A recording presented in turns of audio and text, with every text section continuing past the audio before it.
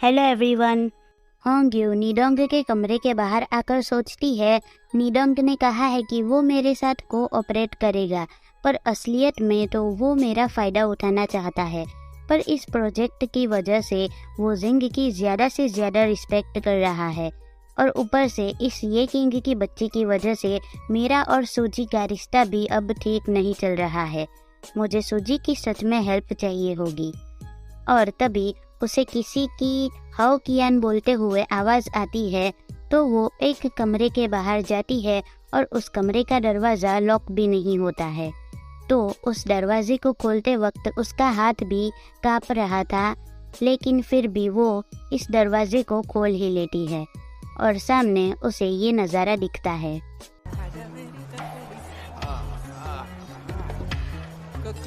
वो कमरे में जाकर बोलती है, कुत्ती, मेरे हस्बैंड को सीड्यूस करने की तुम्हारी इतनी हिम्मत, मैं तुम्हें छोड़ूंगी नहीं। और वो उसे मारने लग जाती है। यीशुए बोलती है, होंग्यू, तुम्हारा हस्बैंड ही मुझे बेड पर लेकर आया था, तुम उन्हें ही पूछ लो।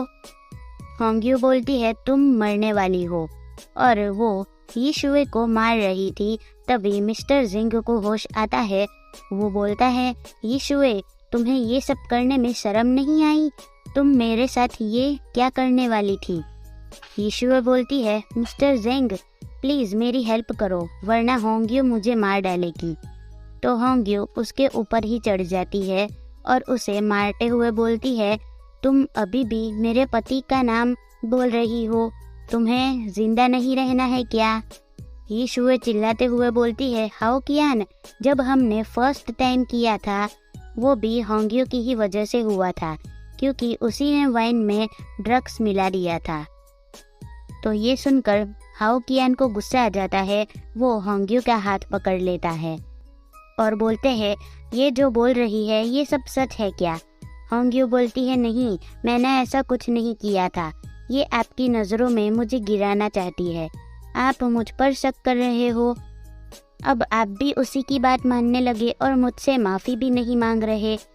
मिस्टर जिंग गुस्से में बोलते हैं, तुमने ही ये सब स्टार्ट किया था ना?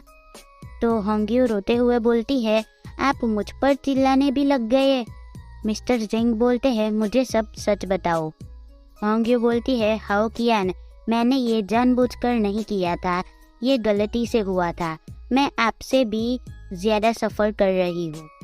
हाओ कियान बोलते हैं, इसका मतलब ये जो कह रही है वो सब सच है?